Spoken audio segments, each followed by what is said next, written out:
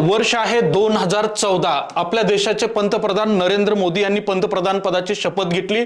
त्याच वेळेला मोतीलाल ओसवालनं एक मिड कॅप इंडेक्स लॉन्च केला। या इंडेक्सनं पाठीमागच्या 11 वर्षांमध्ये जवळपास 22% पेक्षा जास्त रिटर्न्स त्यांच्या गुंतवणूकदारांना डिलिव्हर केलेत।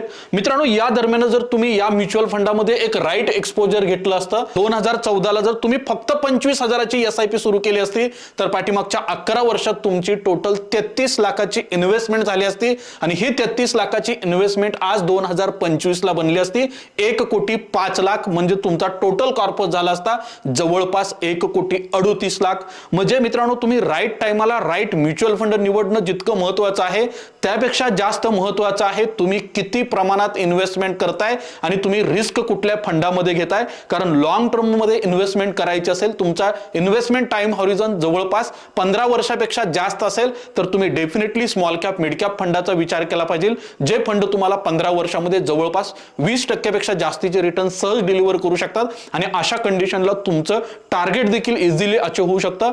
तुम्ही जर अजूनपर्यंत एसआयपी मध्ये इन्व्हेस्टमेंट केली नसेल, तुम्हाला जर तुमची एक एसआयपी सुरू करायची असेल तर त्यासाठी आजच कॉल करा। तुम्हाला देखील एसआयपी सुरू करण्यासाठी आम्ही मदत करू।